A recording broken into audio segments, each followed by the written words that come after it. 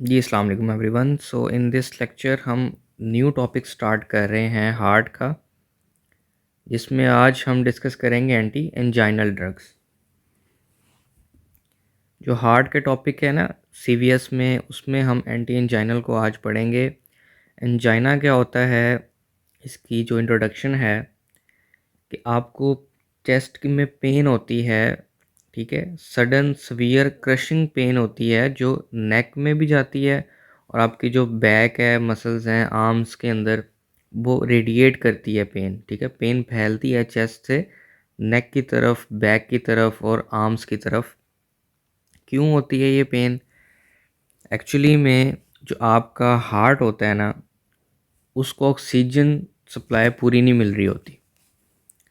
उसकी जो oxygen demand है वो ज़्यादा होती है, उसको इनएडिक्वेट या नामुनासिब जो ब्लड है या ऑक्सीजन है वो पहुंचती है, जिससे फिर क्या होता है कि पेन स्टार्ट हो जाती है।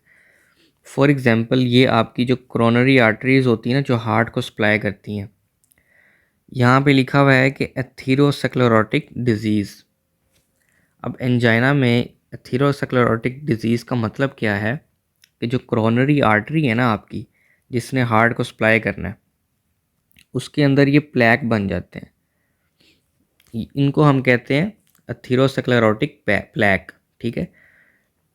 इसकी वजह से क्या है कि नैरोइंग हो जाती है कोरोनरी आर्टरी की, तो जो ब्लड फ्लो होता है हार्ट को, वो कम होता है। जब ब्लड कम जाएगा तो हार्ट को ऑक्सीजन भी कम जाएगी।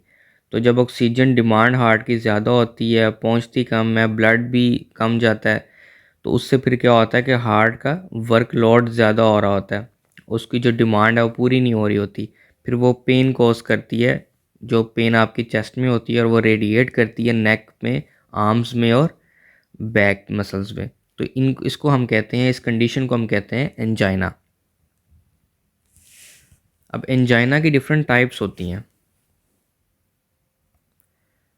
तो पहली टाइप कौन सी है? स्टेबल एंजाइना या क्लासिकल एंजाइना। इसके डिफरेंट नाम है। टिपिकल एंजाइना भी इसी को कहते हैं। अब इसमें होता क्या है कि केस वही है कि आपकी जो कोरोनरी आर्टरी है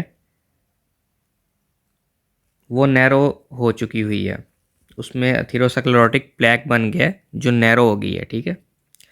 जिसकी वजह से जो आपका ब्लड है वो सही तरह से फ्लो नहीं कर रहा, हार्ट को मिल नहीं रहा। तो इसकी वजह से जो आपको पेन होती है उसको हम कहते हैं एंजाइना। और ये जो कंडीशन है, इसको हम किस टाइप के अंदर लेकर आते हैं? क्लासिकल एंजाइना के अंदर, क्योंकि ये कॉमन फॉर्म है जो एंजाइना की। टिपिकल एंजाइना पेक्टोरिस जो है ना, उसकी जो कॉमन फॉर्म है वो क्लासिकल एंजाइना है। इसमें शॉर्ट लास्टिंग मतलब क्या है कि थोड़ी देर के लिए जो आपकी पेन होती है वो होती है, और स्क्वीजिंग फीलिंग होती है चेस्ट के अंदर। इसकी जो कुछ एपिसोड्स होती है ना, उनमें ये एक्सट्रीम फैटीग मीन्स के थकावट, नोज़िया, डायफ्रासिस, दिल वगैरह घबराता है आपका, तो ये इसके साथ सिम्टम्स आती हैं। लेकिन कुछ क्लासिकल एंजाइना में जिसमें क्या होता है कि ये सिम्टम्स नहीं आती, कुछ लोगों में ये सिम्टम्स नहीं आती, तो उसको हम कह रहे होते हैं, उस एंजाइना को हम कह रहे होते हैं, है तो वो क्लासिकल एंजाइना लेकिन वो साइलेंट एंजाइना है, मीन्स के विदाउट सिम्टम्स है, तो सिम्टम्स के बगैर है, इसलिए साइलेंट एंजाइना, ठीक है। और ये जो क्लासिकल एंजाइना है, इसमें जो पेन है वो क्यों होती है, कैसे होती है? मीन्स कि जब आप एक्सरसाइज करते हैं या कोई इमोशनल डिस्टर्बेंस आता है, या आप खाना वगैरह खा रहे होते हैं, तो जब कोई एक्टिविटी कर रहे हैं जिसमें आपका हार्ट रेट थोड़ा सा बढ़ता है, ज़्यादा होता है, जब हार्ट रेट बढ़ता है ना, तो उसकी डिमांड बढ़ती है, लेकिन डिमांड पूरी नहीं हो रही, ऑक्सीजन नहीं मिल रही, जो आपका ब्लड है वो फ्लो सही तरह से मिल नहीं रहा, तो तब आपकी जो पेन है वो स्टार्ट हो जाती है। तो ये क्लासिकल एंजाइना है, ठीक है। यहाँ पे लिखा हुआ है क्लासिकल एंजाइना जो है वो reduction of coronary perfusion. Perfusion होता है ब्लड फ्लो, तो कोरोनरी ब्लड फ्लो जो आपका कम है उसकी वजह से जो एंजाइना या पेन जो आपको होती है उसको हम क्लासिकल एंजाइना कह रहे होते हैं। अनस्टेबल एंजाइना वो क्या होता है, और स्टेबल एंजाइना या क्लासिकल एंजाइना से किस तरह डिफरेंट है? जो अनस्टेबल एंजाइना आपका, इसमें क्या होता है कि इसमें जो कंडीशन है ना, वो मीन्स के ख़राब हो रही होती है, टाइम टू टाइम ख़राब हो रही होती है, ठीक है। और इसमें जो थीरोस्क्लेरोटिक प्लैक होता है ना आपका, वो रप्चर्ड हो जाता है। मींस के जो अब मैंने आपको बताया था कि ये आपकी जो कोरोनरी आर्टरी है, ये आपकी कोरोनरी आर्टरी है, इसमें जो ये थीरोस्क्लेरोटिक प्लैक है ना, ये ब्रेक होना शुरू हो जाता है। ठीक है, ये ब्रेक होना शुरू हो जाता है, कोरोनरी आर्टरी में आता है, और जो ब्लड है वो आपका, वो यहाँ पे क्लॉटिंग होना स्टार्ट हो जाती है, ब्लड के क्लॉट्स बनना स्टार्ट हो जाते हैं। ठीक है, तो इसमें क्या होता है कि जब अथीरोस्क्लेरोटिक प्लैक आपका रप्चर होता है, मींस के टूटता है, तो उसके साथ साथ जो है ब्लड आपका कोएगुलेट होना स्टार्ट हो जाता है, और नैरोइंग जो है वो और हो जाती है, मींस के और नैरोइंग स्टार्ट हो जाती है कोरोनरी आर्टरी की आपकी। तो जब पैसेज इतना नैरो हो चुका हुआ है, तो उसमें ब्लड और जो आपकी ऑक्सीजन है वो सही से हार्ट को बिल्कुल नहीं पहुंचेगी, जिसकी वजह से क्या है कि आपको पेन स्टार्ट हो जाती है। तो इसमें क्या है कि इसमें आपका अनस्टेबल एंजाइना में क्या होता है कि आपकी चेस्ट पेन तो आपकी हो रही है, उसकी फ्रीक्वेंसी बढ़ जाती है, ड्यूरेशन बढ़ जाती है, क्योंकि कंडीशन थोड़ी और ख़राब हो चुकी हुई है। जो आपका थीरोस्क्लेरोटिक प्लैक था वो टूट चुका है, ब्लड कोएगुलेशन हो चुकी है, तो आपकी जो नैरोइंग है बहुत ज़्यादा हो चुकी है, जिसकी वजह से क्या है कि आपका चेस्ट पेन हो रही है, एंजाइना हो रहा है, उसकी जो फ्रीक्वेंसी है, मतलब कि होने की जो फ्रीक्वेंसी है वो भी ज़्यादा, और ड्यूरेशन भी ज़्यादा होती है, और जो उस पेन की इंटेंसिटी है ना, वो भी ज़्यादा होती है। तो increase frequency, duration and intensity, तो ये जो है आपका जो इसकी एक एपिसोड है अनस्टेबल एंजाइना की, वो लॉन्गर देन 20 मिनट्स होती है, कि 20 मिनट तक आपको पेन जो है वो होती रहती है, और वो इंटेंस पेन होती है। और जो न्यू ऑनसेट होता है एंजाइना का, और इवन जो सडन डेवलपमेंट होती है शॉर्टनेस ऑफ ब्रेथ की, वो सजेस्टिव होती है कि अनस्टेबल एंजाइना है। मीन्स के जब आपको एंजाइना हो रहा है, साथ ही साथ आपका जो शॉर्टनेस ऑफ ब्रेथ है, सांस का भी इशू जो है वो स्टार्ट हो जाए अचानक ही, तो वो भी हम कहते हैं कि ये अनस्टेबल एंजाइना की ही टाइप में आता है। एक तो ये है कि इंक्रीज फ्रीक्वेंसी होना, ड्यूरेशन बढ़ जाना, इंटेंसिटी बढ़ जाना। दूसरा क्या फ़र्क है कि उसमें शॉर्टनेस ऑफ ब्रेथ जो है वो भी होती है। तो ये जो है अनस्टेबल एंजाइना होता है, जो इसकी टाइप है एंजाइना की, और जो इसके सिम्टम्स हैं वो नॉट रिलीव्ड बाय रेस्ट या नाइट्रोग्लिसरीन, मींस कि अगर आप थोड़ा रेस्ट करते हैं या नाइट्रोग्लिसरीन लेते हैं, उससे भी आप ये जो सिम्टम्स हैं वो, ये जो एंजाइना है वो रिलीव नहीं होता। तो ये क्लासिकल एंजाइना या जो आपका स्टेबल एंजाइना था उसमें और अनस्टेबल एंजाइना में फ़र्क था। देन आता है सी टाइप, जो आपकी प्रिंजमेटल या वेरिएंट। ठीक है, इसको हम रेस्ट एंजाइना भी कहते हैं, क्योंकि ये रेस्ट में भी हो जाता है, जब आप सो रहे हो तब भी हो जाता है। ठीक है, जो प्रिंजमेंटल या आपका जो वेजोस्पास्टिक या रेस्ट एंजाइना है ना, तो ये होता क्यों है, कोरोनरी आर्टरी स्पैज्म की वजह से। ठीक है, मींस के रेस्ट एंजाइना भी इसलिए कहते हैं कि ये रेस्टिंग फेज के अंदर भी हो जाता है, सोए हुए भी हो जाता है। ठीक है, और ये आपकी अगर कोरोनरी आर्टरी है, तो ये क्या है, स्पैज्म मींस कि इसमें कॉन्ट्रैक्शंस आना शुरू हो जाती हैं। तो जब कॉन्ट्रैक्शन आएगी ना, तो वो इस तरह मतलब कि कॉन्ट्रैक्ट कर गई है, तो वो आपकी नैरोइंग हो जाएगी। ठीक है, ये आपकी डायलेट है। ठीक है, जिसमें आपका ब्लड फ्लो करता है इस तरह, और जब स्पैज्म आएगा, मींस की कॉन्ट्रैक्शन आएगी, तो वो इस तरह नैरोइंग हो जाएगी, जो कोरोनरी आर्टरी है। तो जब कोरोनरी आर्टरी आपका नैरो हो जाए, तो आपका ब्लड फ्लो और ऑक्सीजन कम जाएगा, जिसकी वजह से आपको एंजाइनल अटैक आएगा, और इसको हम कहते हैं वेजोस्पास्टिक या प्रिंसमेटल या वेरिएंट एंजाइना, क्योंकि ये होती है कोरोनरी आर्टरी की जो सडन कॉन्ट्रैक्शन होती है उसकी वजह से। ठीक है, और देन आता है acute coronary syndrome. Acute coronary syndrome भी क्या कहते, किसे कहते हैं, कि जो आपका अक्यूट, उसके बाद आता है अक्यूट कोरोनरी सिंड्रोम। ये एक सिंड्रोम है, इसके अंदर ही होता है अनस्टेबल एंजाइना में, जिस तरह मैंने डिस्कस किया है कि जो आपकी थीरोस्क्लेरोटिक प्लैक है वो रप्चर हो जाता है, तो उससे क्या होता है कि आपकी जो ब्लड है वो कोएगुलेट कर जाता है, मींस के वहाँ पे क्लॉट बन जाता है कोरोनरी आर्टरी के अंदर। तो इस कंडीशन को हम कह रहे होते हैं एक्यूट कोरोनरी सिंड्रोम। उसमें फिर डिफरेंट जो है वो आगे क्लॉटिंग के बाद जो कॉम्प्लिकेशंस है वो आती हैं।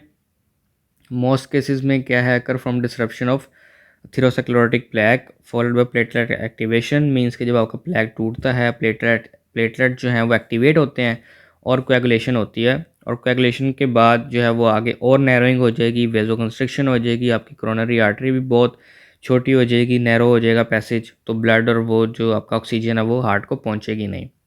तो ये एक्यूट कोरोनरी सिंड्रोम ही है जो आपका एथेरोस्क्लेरोटिक प्लेक टूटता है, और ये होता किस में है? अनस्टेबल एंजाइना में। ठीक है, देन अब है इसकी क्लासिफिकेशन कि हम किस तरह ट्रीटमेंट करते हैं एंजाइना की। इसमें आपके पास बीटा ब्लॉकर्स आते हैं जो हम पहले पढ़ चुके हैं, कैल्शियम चैनल ब्लॉकर्स आते हैं। कैल्शियम चैनल ब्लॉकर्स क्यों आते हैं इनकी क्लासिफिकेशन के अंदर? कि जो आपका हार्ट है उसको कॉन्ट्रैक्शंस करनी है, कॉन्ट्रैक्टिलिटी होती है, उसकी कंडक्शन होती है, हार्ट रेट होता है, ये सारा जो रेगुलेट हो रहा होता है किससे हो रहा होता है? कैल्शियम से। ठीक है, कैल्शियम होगा तो कॉन्ट्रैक्शंस होंगी। तो जो भी कोरोनरी आर्टरी है उसमें स्मूथ मसल्स हैं, वो कॉन्ट्रैक्शन होती है, वो कहाँ कहाँ से होती है? कैल्शियम से। तो कैल्शियम चैनल को ब्लॉक करना, क्योंकि अगर हम ब्लॉक करेंगे तो वेजोडाइलेशन होगी, आपका जो पैसेज वे है वो खुला रहेगा, वेजो कंस्ट्रिक्शन नहीं होगी, जो आपका स्पेज़म है, कॉन्ट्रैक्शंस हैं वो नहीं होंगी। ठीक है, तो कैल्शियम चैनल का भी होना लाजमी है, कैल्शियम चैनल ब्लॉकर्स का होना, कि कैल्शियम चैनल को ब्लॉक किया जाए। उसके बाद नाइट्रेट्स हैं, नाइट्रेट्स जो हैं वो वेजोडाइलेशन करते हैं, इनका काम ये होता है। सोडियम चैनल ब्लॉकर्स हैं, ये भी मैं बता देता हूँ कि क्यों हैं, कैसे हैं, वो हम आगे जो जब इसकी डिटेल करेंगे ना तब मैं बताता हूँ कि सोडियम का क्या काम है, उसको क्यों ब्लॉक करना है। ठीक है, और इसमें एक और है जो आपने इसमें ऐड अप करना है, क्लासिफिकेशन में आपने ऐड अप करना है। जो कैल्शियम चैनल ब्लॉकर्स हैं नॉन डाईहाइड्रोपायरिडीन्स, ये आती हैं डिलटायाजिम और वेरापामिल, और जो डाईहाइड्रोपायरिडीन्स हैं वो एम्लोडिपिन, फ्लोडिपिन और निफेडिपिन। ये कैल्शियम चैनल ब्लॉकर्स ही हैं, लेकिन उनकी दो क्लासेस बना दी गई हैं। ठीक है, और बीटा ब्लॉकर्स, नाइट्रेट्स और सोडियम चैनल ब्लॉकर्स, ये आपकी जो हैं वो तकरीबन 1, 2, 3 और 4 क्लासेस हैं। बट पाँचवीं आपने एक ऐड करनी है, वो कौन सी है? फिफ्थ आपने क्लास ऐड करनी है पोटेशियम चैनल ओपनर्स। ये भी मैं डिटेल बताता हूँ कि क्यों यहाँ पे ऐड करनी है। पोटेशियम चैनल ओपनर्स, इसमें जो ड्रग आती है वो है निकोरेंडिल। ठीक है, ये आपकी 5 क्लासेस हैं। अब वन बाय वन हम देख लेते हैं। इसमें जो बीटा ब्लॉकर्स हैं वो आपने पहले पढ़ चुके हैं हम ANS के अंदर, तो इसको हम यहाँ पे डिस्कस नहीं करेंगे। उसमें से कोई भी ड्रग आती है तो आप यही जो आपने वहाँ पे उसकी फार्माकोलॉजी पढ़ी है वही आप यहाँ पे लिख देंगे। नेक्स्ट आपके पास आता है कैल्शियम चैनल ब्लॉकर्स। ठीक है, इसमें हम पढ़ेंगे वेरापामिल। तो मैकेनिज्म ऑफ एक्शन क्या है कि इनहिबिट करते हैं वोल्टेज गेटेड कैल्शियम चैनल्स को। ये कैल्शियम चैनल्स को इनहिबिट करते हैं, तो कार्डियक सेल के अंदर मींस के जो आपका हार्ट का सेल है वहाँ पे, और जो स्मूथ मसल सेल्स होते हैं, जो कोरोनरी आर्टरीज़ हैं, उनके जो स्मूथ मसल सेल्स हैं वहाँ पे इनहिबिट करते हैं कैल्शियम चैनल्स को। कैल्शियम सेल के अंदर नहीं आता, जिससे क्या कॉन्ट्रैक्शंस नहीं होती। तो जब कॉन्ट्रैक्शंस नहीं होंगी तो जो आपका मसल है, स्मूथ मसल, वो क्या करेगा? रिलैक्स करेगा और वेजोडाइलेशन करेगा। तो ये इनका मैकेनिज्म ऑफ एक्शन है। देन इसके थेराप्यूटिक एक्शंस या फार्माकोलॉजिकल एक्शंस क्या होंगे कि स्मूथ मसल सेल रिलैक्स करेगा, वेजोडाइलेशन होगी।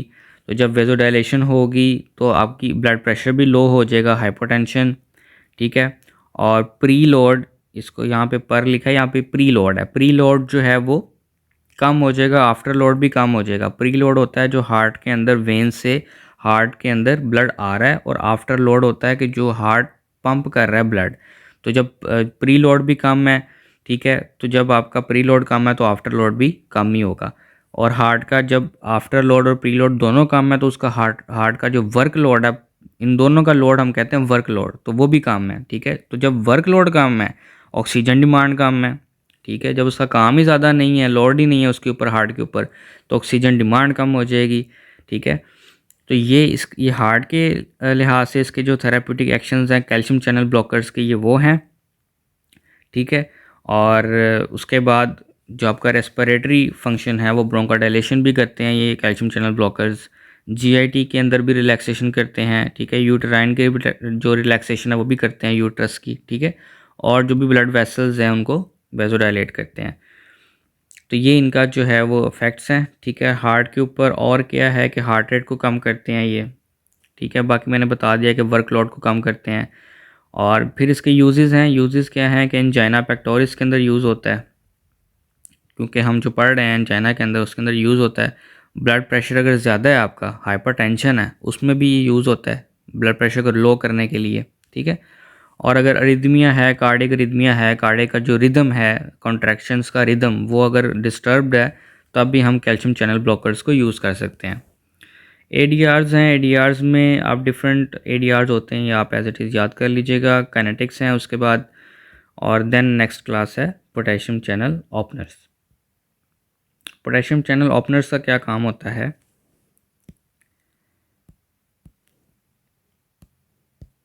अब जो आपके पोटेशियम चैनल होता है, अब अगर आपने पढ़ा है एक्शन पोटेंशियल, तो उसमें क्या है कि पहले एक थ्रेशोल्ड होता है, वहाँ से सोडियम चैनल्स ओपन होते हैं, एक्शन पोटेंशियल जनरेट होता है, उसके बाद एक हाइपरपोलराइजेशन की कंडीशन आती है जिसमें पोटेशियम चैनल का काम होता है। तो पोटेशियम चैनल क्या करता है कि जब पोटेशियम चैनल को ओपन किया जाता है तो वो कैल्शियम को, उसके दो काम है। एक तो हाइपरपोलराइजेशन, मींस के एक्शन पोटेंशियल जनरेट ना होना। सेकेंडली क्या होता है कि जो पोटेशियम है वो कैल्शियम को सेल के अंदर नहीं आने देता, ठीक है। तो ये आपने याद रखना है कि जो पोटेशियम है वो कैल्शियम को सेल के अंदर नहीं आने देता। तो ये भी एक है, और दूसरा है कि हाइपरपोलराइजेशन करता है। तो मैकेनिज्म ऑफ एक्शन क्या होगा इसका कि ये ओपन करता है, जो निकोरेंडिल है वो क्या ओपन करती है, पोटेशियम चैनल्स को, जिसकी वजह से क्या होता है कि हाइपरपोलराइजेशन होती है। मींस के एक्शन पोटेंशियल जनरेट नहीं होता, मेम्ब्रेन पोटेंशियल जनरेट नहीं होता, हाइपरपोलराइजेशन वाली कंडीशन होती है। तो जब हाइपरपोलराइज्ड होंगे स्मूथ मसल्स, मींस के वो रिलैक्स होंगे, ठीक है। It is consider donor of nitric oxide, की कंसीडर किया जाता है कि नाइट्रिक ऑक्साइड का डोनर है, मींस के NO को जो है वो डोनेट करता है, NO के साथ एक्सचेंज होता है। और नाइट्रिक ऑक्साइड जो है उसका काम भी वेजोडाइलेशन ही होता है। और इसमें जो मेन इसके दो मैकेनिज़म्स बताए जा सकते हैं प्रपोज्ड। पहला ये है कि पोटेशियम चैनल्स को ओपन करता है, जिससे क्या होता है, हाइपर पोलराइजेशन होती है। तो जब हाइपर पोलराइजेशन होगी, एक्शन पोटेंशियल जनरेट नहीं होगा, कॉन्ट्रैक्शंस नहीं होंगी, स्मूथ मसल सेल आपका रिलैक्स हो जाएगा, ठीक है। ये आपका पहला है निकोरेंडिल का। सेकंड ये है कि जो निकोरेंडिल है वो डोनर है नाइट्रिक ऑक्साइड का, जो इसका सेकंड मैकेनिज्म है। तो नाइट्रिक ऑक्साइड का काम भी वेजोडाइलेशन होता है। तो ये इसका मैकेनिज्म है निकोरेंडिल का। और फार्माकोलॉजिकल एक्शंस क्या आएंगे, वेजोडाइलेशन होगी, ठीक है। वेजोडाइलेशन होगी तो रेजिस्टेंस कम होगी, पेरिफेरल रेजिस्टेंस कम होगी, और क्या होगा, हाइपोटेंशन, ब्लड प्रेशर कम हो जाएगा, प्री लोड कम होगा, आफ्टर लोड कम होगा, वर्क लोड कम हो जाएगा, ऑक्सीजन डिमांड कम हो जाएगी, कोरोनरी आर्टरीज डायलेट कर जाएंगी, ठीक है। तो ये सब इसके फार्माकोलॉजिकल एक्शंस हैं। और ये ही एक्शंस की को देखते हुए हम इसको यूज़ कर सकते हैं एंजाइना पेक्टोरिस के अंदर, जो हमारी कंडीशन है। फिर एडीआर्स आते हैं। एडीआर, जितने भी एडीआर्स आप पढ़ेंगे ना वेजोडाइलेटर्स के, जो हमने यहाँ पे पढ़े हैं, कैल्शियम चैनल ब्लॉकर्स और ये जो आपका पोटेशियम चैनल ओपनर, इसमें अगर आपको फ्लशिंग नज़र आ रहा है, फ्लशिंग का मतलब होता है कि क्योंकि वेजोडाइलेशन करते हैं ये, तो वेजोडाइलेशन जब ज़्यादा होती है ना, तो ब्लड आपका ज़्यादा फ्लो कर रहा होता है, तो उसकी वजह से आपकी जो स्किन है हल्की हल्की रेड हो जाती है, तो उसको हम फ्लशिंग कहते हैं। देन इनके काइनेटिक्स हैं, ड्रग इंटरेक्शंस हैं, ठीक है। इसके बाद आता है नाइट्रेट्स, जो हमारी नेक्स्ट क्लास है। दो क्लासेस हमने पढ़ ली हैं, ऑर्गेनिक नाइट्रेट्स हम पढ़ने वाले हैं, जो हमारी थर्ड क्लास है नाइट्रेट्स। अब नाइट्रेट्स जो हैं, इसमें आपकी नाइट्रोग्लिसरीन का आपने सुना होगा, काफ़ी नेम है, जो सब लिंगुअल ज़ुबान के नीचे हम रखते हैं, तो वो यूज़ होती है एंजाइना के अंदर। जब एंजाइनल आपको अटैक होता है, पेन होती है, तो हम जो नाइट्रोग्लिसरीन है वो ले लेते हैं, क्योंकि शॉर्ट एक्टिंग होती है। तो जो नाइट्रेट्स हैं, इनका मैकेनिज्म ऑफ एक्शन क्या है, ठीक है। मैकेनिज्म ऑफ एक्शन क्या है कि जो नाइट्राइट्स होते हैं या नाइट्रेट्स होते हैं, ये कन्वर्ट होते हैं बॉडी के अंदर, किसके साथ, बॉडी के अंदर जो कन्वर्ट होते हैं वो नाइट्रिक ऑक्साइड के अंदर कन्वर्ट होते हैं। ठीक है, ये आप देखें कि ये कन्वर्ट होते हैं बॉडी के अंदर नाइट्रिक ऑक्साइड के अंदर। और नाइट्रिक ऑक्साइड क्या करता है कि ये CGMP का लेवल ज़्यादा करता है। ठीक है, स्मूथ मसल सेल्स के अंदर क्या करता है, ये CGMP का जो लेवल है वो ज़्यादा करता है। तो जब CGMP का लेवल ज़्यादा होगा तो उससे क्या होता है कि वो वेस्कुलर स्मूथ मसल रिलैक्सेशन करते हैं। CGMP किस तरह करते हैं कि जो CGMP है, जो मायोसिन लाइट चेन होती है ना आपकी मसल्स के अंदर, आपने पढ़ा है एक्टिन होती है, मायोसिन होती है, डिफरेंट प्रोटीन्स हैं। तो जो मायोसिन होती है ना, उसकी जो लाइट चेन है उसकी डीफॉस्फोराइलेशन करते हैं। डीफॉस्फोराइलेशन का मतलब ये है कि जब फॉस्फोराइलेशन होती है तो वो कंट्रैक्शन होती है, जब डीफॉस्फोराइलेशन होती है मतलब फॉस्फेट ग्रुप नहीं होता तो मायोसिन लाइट चेन एक्टिवेशन नहीं होती, तो उससे क्या है कि स्मूथ मसल कॉन्ट्रैक्शन नहीं होती। तो अल्टीमेटली क्या हो रहा है कि CGMP का लेवल ज़्यादा हो रहा है जिससे मायोसिन लाइट चेन डीफॉस्फोराइलेट हो रही है, और जो आपकी स्मूथ मसल वेस्कुलर जो स्मूथ मसल है वो आपका रिलैक्स कर रहा है, कॉन्ट्रैक्ट नहीं कर रहा, रिलैक्स कर रहा है। तो जब स्मूथ मसल आपका रिलैक्स करेगा तो आपकी जो वेस्कुलर जो वेसल्स हैं वो डायलेट करेंगी, वेजो डायलेशन होगी। तो जो नाइट्रेट्स हैं वो भी वेजो डायलेटर्स हैं। तो इनका मैकेनिज्म ऑफ एक्शन यही है कि नाइट्रिक ऑक्साइड के अंदर कन्वर्ट होकर CGMP का लेवल ज़्यादा करते हैं। CGMP फिर आगे मायोसिन लाइट चेन को डीफॉस्फोराइलेट करती है और वो अल्टीमेटली वेस्कुलर स्मूथ मसल की रिलैक्सेशन करवाती है। तो ये इनके हैं mechanism of action. Pharmacological actions क्या होंगे इसके,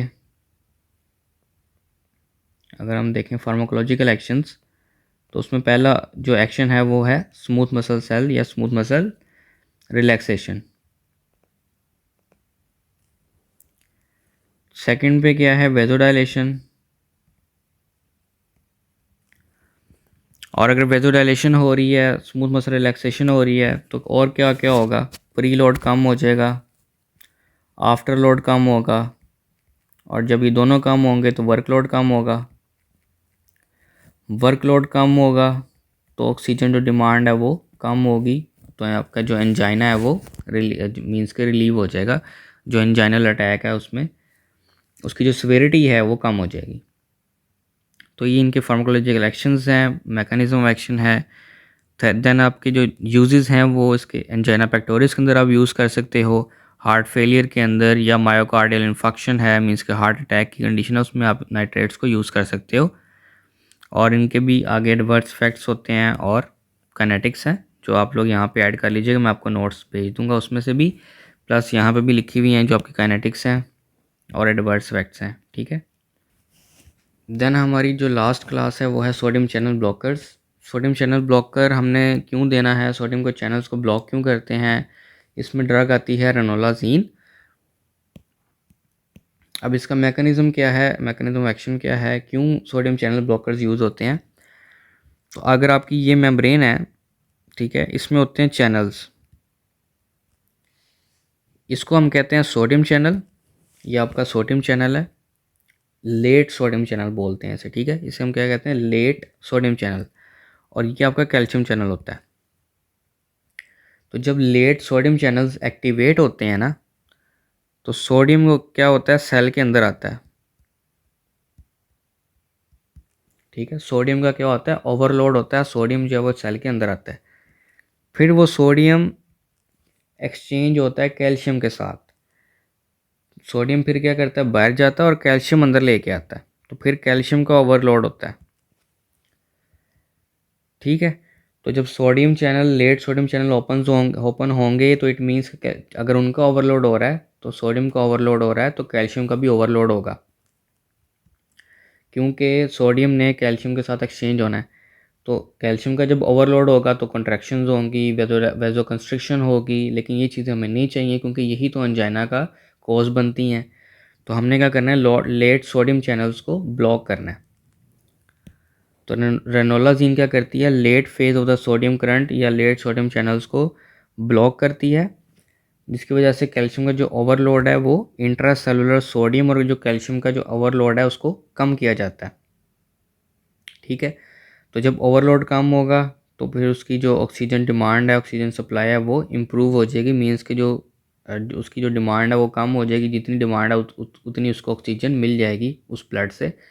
क्योंकि हमारा ब्लड वगैरह कम जा रहा है, ऑक्सीजन कम है, तो हमने जो कैल्शियम का ओवरलोड था उसको कम किया, जिसकी वजह से क्या है कि आपकी कॉन्ट्रैक्शंस नहीं है, हार्ट की डिमांड ज़्यादा नहीं थी, तो जितनी डिमांड थी वो थोड़ी सी पूरी होगी, इम्प्रूव होगी। तो ये आपका एंटी इंजाइनल या एंटी रिदमिक इसकी प्रॉपर्टी है रेनोलाजीन की। तो ये इसका मैकेनिज्म ऑफ एक्शन था। बाकी यूजेस और एडवर्स इफेक्ट्स आप जो है वो याद कर लीजिएगा।